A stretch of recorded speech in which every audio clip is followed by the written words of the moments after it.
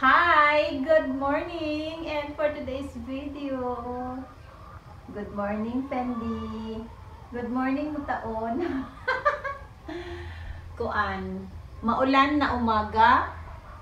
Kay pula pa kahapon ng hapon. Ulan hanggang gabi, hanggang umaga, super ulan. So, nandito pa kami sa kuan, sa room. Charot, sa room. Wala sa amin na okay, lamig pa mga diligid-ligid. Pero kay, ang akong poor baby, kay early pa kayo siya, mumata, maglangi-langi, magsinamok sa kumtiyan, kay maghilot-hilot siya. Diri sa ko ang tummy, ano siyang iyahang drama. So, painom mo na to siya o vitamins na kay morning naman. Sa iyahang vitamins para sa iyang anemia. So, ang update ko pala sa mata ni Fendi, so far, ano na siya, namuka na. Kasi nibalik na og bilog ang iyang mata, pero naapaghihapon siya murag kuan ka ng puti-puti gamay sa iyang eyes, tapos ang isa okay na. And ang iyang buhok, dili na kayo siya halata nga nagsakit kay duha jud ka vitamins ang ginapainom sa iya para sa kanyang anemia. Ayan. Kung saan ako ang iyang vitamins, ay, wala ako nakaano. Pamilo. Kung saan ako yung vitamins. So, mo ni ang iyang vitamins first na ipainom na ako ang iyang Thrombocure. Para ni siya sa kuan mag-boost ang iyang immune system. Ang isa pod katambal katong Hemosheld para to siya sa kuan gihapon para sa dugo. Tanaw mo ra siya baby no. Di ba? Mura siya baby. 0.5 ang atong vitamins for tanawa siya nak. Mura siya baby na. Sige na baby. Pagka very good.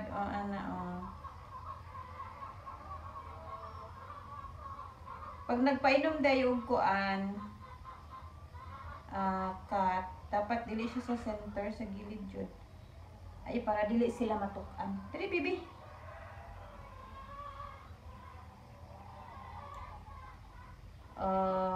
Finish.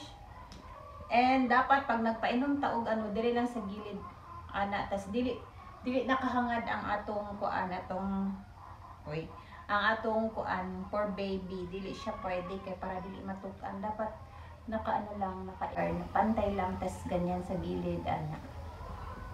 Mo na siyang proper magpainom og mga ingon ani nga matang like dog or cats, especially cats. So ang breed ay ni flat nose, pares anang nag-video. Joke!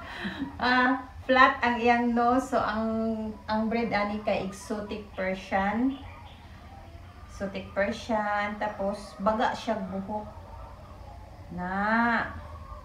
Sa mga day pa naka-subscribe ng aking YouTube channel, please do subscribe. Share my vlog. And, ayan. Magsige na siya may video-video ni Fendi, pag kay diri pa man siya sa kuha magstay, di pa siya mabalik dito sa kang kuya.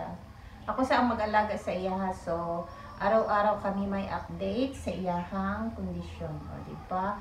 And kudos sa kay Doktora Glyza Luna, kay very good kay ang iyahang mga gamot nga gi hatag para sa amo ang Fendi. And thanks for watching guys. Bye.